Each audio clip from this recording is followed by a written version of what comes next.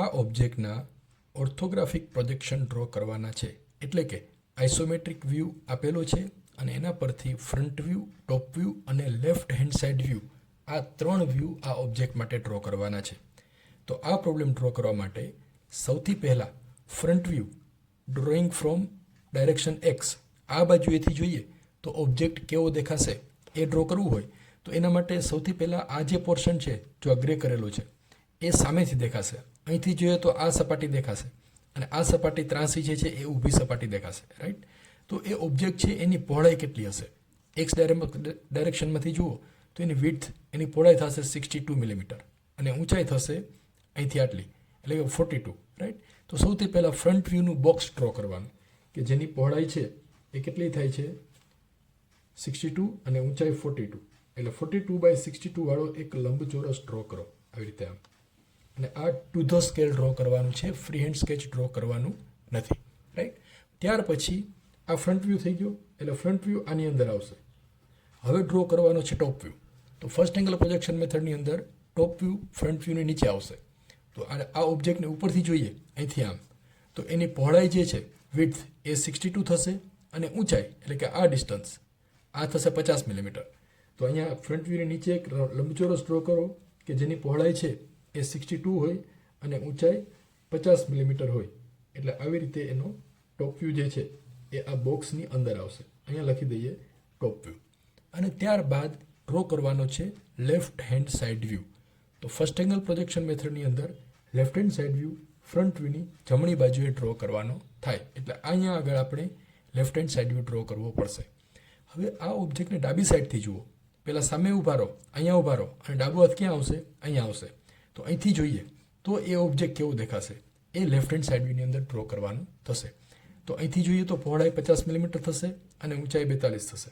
ઊંચાઈ જે છે ફ્રન્ટ વ્યૂ જેટલી જશે એટલે કે 42 અને પહોળાઈ જે છે એ થશે 50 મિલીમીટર.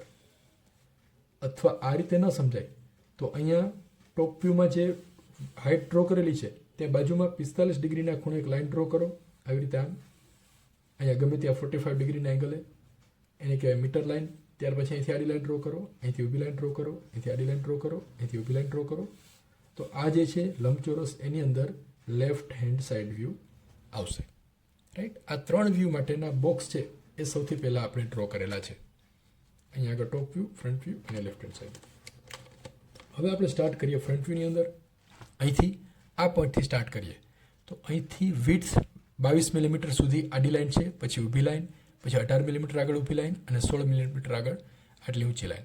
તો અહીંથી 16 મિલીમીટર ઉપર અને 22 મિલીમીટર આ બાજુએ આવી રીતે એક લંબચોરસ ડ્રો કરવાનું છે. એટલે અહીંથી ઉપર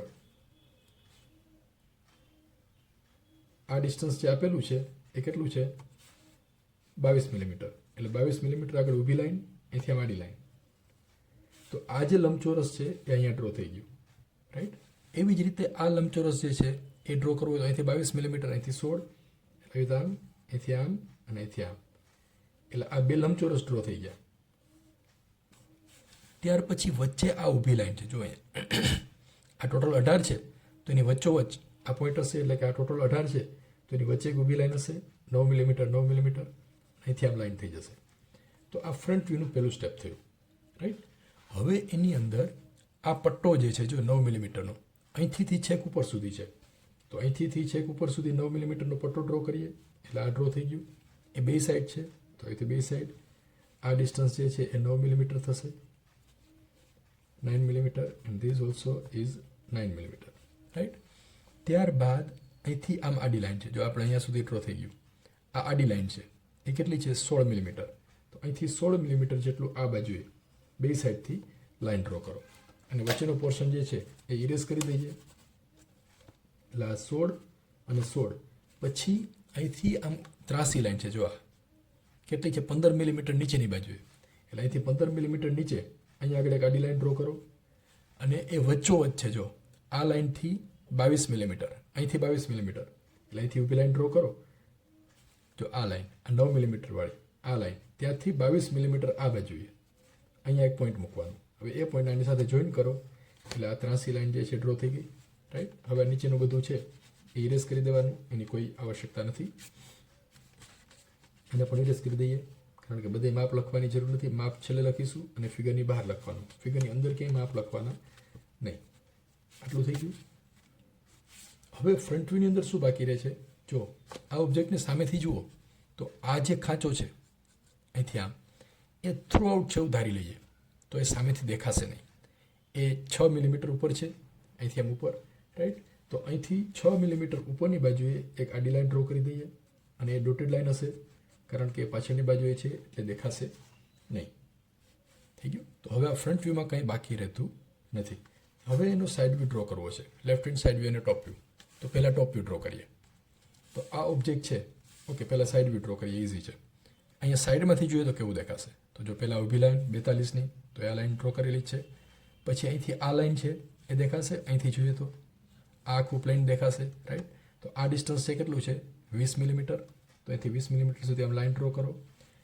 ત્યારબાદ આ ત્રાસી લાઈન છે, અહીંથી આમ ત્રાસી લાઈન ક્યાં સુધી? અહીંથી આ હાઇટ કેટલી છે? 16 મિલીમીટર.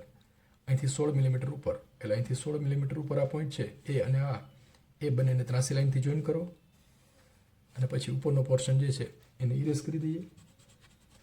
એટલે આવી રીતે ત્રાસી લાઈન થશે. અહીંથી આમ ઊભી લાઈન, રાઈટ? આ થઈ ગયું. ત્યાર પછી આ બોક્સ ડ્રો કરવાનું છે, અહીંયા દેખાશે. તો બોક્સનું આ ડિસ્ટન્સ 16 મિલીમીટર છે અને આ 6 મિલીમીટર છે.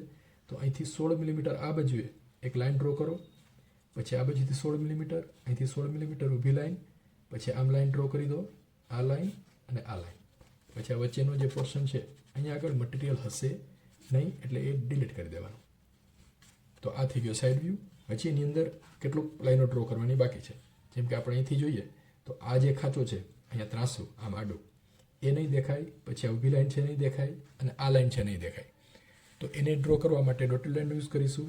એટલે અહીંથી આ જે લાઈન છે આ લાઈન અહીંથી આમ ઊભી લાઈન એ અહીંથી સ્ટાર્ટ થાય છે. એટલે અહીંથી ઊભી લાઈન ડોટેડ લાઈન અને ક્યાં સુધી ડ્રો કરીશું? અહીંયા સુધી. આ હાઇટ કેટલી છે? 16. તો અહીંયા 16 ઉપર જે છે આ પોઈન્ટ ત્યાં સુધી લાઈન આવશે. પછી આ આખી લાઈન, આ આખી લાઈન અહીંથી અહીંયા સુધીની એ ડોટેડ લાઈન આવશે. એટલે આખી લાઈન આવી રીતે આમ ડોટેડ ડ્રો કરી દઈએ. એ અહીંથી સ્ટાર્ટ થશે અને અહીંયા સુધી. અહીંયા નહીં આવે કારણ કે ત્યાં મટીરિયલ છે નહીં. આટલી લાઈન ડ્રો થઈ ગઈ. હવે આ જે ખાંચો છે અહીંથી અહીંયા સુધીનો એ ડ્રો કરવું હોય તો અહીંથી પ્રોજેક્શન લઈ લો, અહીંથી આડી લાઈન અને આવી રીતે આમ. એટલે એ લાઈન ડ્રો થઈ ગઈ, રાઈટ? હવે આપણે આ ઊભી લાઈન જે છે અહીંથી સાઈડમાંથી જુઓ તો આ ઊભી લાઈન દેખાશે. અહીંથી 9 મિલીમીટર બાજુએ આ ડોટેડ લાઈન, એટલે અહીંથી 9 મિલીમીટર ડિસ્ટન્સ અહીંથી આમ ડોટેડ લાઈન ડ્રો કરીએ. આ ડિસ્ટન્સ છે એ થશે 9 મિલીમીટર. ત્યાર પછી હવે અહીંયા માપ લખી દઈએ. નાના મોટા માપ છે એની અંદર લખવાના. હવે એને ટોપ વ્યૂ ડ્રો કરીએ. તો ટોપ વ્યૂની અંદર આ ઓબ્જેક્ટને ઉપરથી જોઈશું તો એની હાઇટ 50 મિલીમીટર છે, આપણે ડ્રો કરેલી છે. સૌથી પહેલાં અહીંથી સ્ટાર્ટ કરીએ અને ઉપરથી જુઓ તો આ 16 મિલીમીટર બાય 20 મિલીમીટર એનો લંબચોરસ દેખાશે. એટલે આ જે છે 16 મિલીમીટર થશે અને ઊંચાઈ 20 મિલીમીટર થશે. આવી રીતે આમ. તો 20 મિલીમીટર બાય 16 મિલીમીટરનો એક લંબચોરસ થઈ ગયો. એવી રીતે અહીંયા 20 મિલીમીટર ઊંચાઈ અને 16 મિલીમીટર પહોળાઈવાળો એક લંબચોરસ આવશે. આવી રીતે આમ. તો આ અને આ બે લંબચોરસ ડ્રો થઈ ગયા. ત્યાર પછી વચ્ચે આ પણ લંબચોરસ હશે અને આ ખાંચો છે ઊભી લાઈન દેખાશે. એટલે અહીંથી આમ આખી લાઈન ડ્રો કરી દઈએ. અહીં સળંગ લાઈન ડ્રો કરી દો અને વચ્ચે ઊભી લાઈન ડ્રો કરી દો. એટલે આ 1, આ 2 અને આ 3 એ ત્રણેય ડ્રો થઈ ગયા. પછી આ બે ઊભી પટ્ટી છે 9 મિલીમીટર વાળી એ દેખાશે. અહીંથી આમ 9 મિલીમીટર વાળી ઊભી પટ્ટી ડ્રો કરી દઈએ. ત્યારબાદ ઉપરથી જોઈએ તો આ છે સીધી લાઈન અહીંયા સુધી દેખાશે 22 મિલીમીટર સુધી. એટલે અહીંથી 22 મિલીમીટર સુધી સીધી લાઈન બે સાઈડથી. અને પછી આમ ઊભી ઉપર ત્રાસી લાઈન ડ્રો કરવાની છે 9 મિલીમીટર સુધી વચ્ચેના પોઈન્ટ સુધી. આ પોઈન્ટથી 22 મિલીમીટર. એટલે આ પોઈન્ટથી 22 આ જે લાઈન છે ત્યાંથી 22 મિલીમીટર આ બાજુએ, અહીંથી 22 મિલીમીટર અને અહીંથી ઉપર 9 મિલીમીટર ત્યાં પોઈન્ટ આવશે. આ બે પોઈન્ટને આવી રીતે આમ જોઈન કરી દો અને પછી વચ્ચેનો પોર્શન છે એને ઇરેઝ કરી દેવાનો આવી રીતે, રાઈટ? એટલે આ એનો ટોપ વ્યૂ થઈ જશે. હવે એની અંદર કેટલીક ડોટેડ લાઈન પણ દેખાશે. જો આ ઓબ્જેક્ટને ઉપરથી જોઈએ તો આ જે ખાંચો છે 1 અને 2 એ બે ડોટેડ લાઈન હશે અને આડી હશે. આ ડિસ્ટન્સ 16 હશે, આ 16 હશે અને બે વચ્ચેનો ડિસ્ટન્સ 50 - 32 એટલે 18 હશે. તો અહીંથી આ લાઈન છે ત્યાંથી 16 મિલીમીટર નીચેની બાજુએ એક ડોટેડ લાઈન ડ્રો કરીએ. અને આ લાઈન છે ત્યાંથી 16 મિલીમીટર ઉપરની બાજુ એક બીજી ડોટેડ લાઈન ડ્રો કરો. તો આ જે ખાંચો છે એ અહીંયા ડ્રો થઈ ગયો ટોપ વ્યૂની અંદર. This is the final answer of this problem. ત્યાર પછી નામ લખવાના, આ front view, left hand side view, top view અને એના માપ જે આપેલા છે એમાંથી મુખ્ય માપ છે લખી દેવાના. For example 30, 16, 9, 16, 18, 42, 62, 30 and 20. Right, main dimensions લખવાના. અહીંયા લાઇન્સ બધી ચેક કરી લેવાની. સપોઝ આ ડોટેડ લાઇન છે તો અહીંથી અહીંયા ટચ થવી જોઈએ. આ ડોટેડ લાઇન અહીંથી આમ આમ આ વધારાની લાઈનો છે બધી જ ઇરેઝ કરેલી હોવી જોઈએ. જો અહીંયા 1, 2, 3 અને 4 જ ડોટેડ લાઇન હશે, બાકીની એક પણ લાઇન હશે નહીં. એવી રીતે ફ્રન્ટ વ્યૂની અંદર એક જ ડોટેડ લાઇન છે, બાકીની બધી ફૂલ લાઇન છે. અને ટોપ વ્યૂની અંદર 2 ડોટેડ લાઇન છે, 1 અને 2, બાકીની બધી ફૂલ લાઇન આવશે. I hope this problem is clear to you.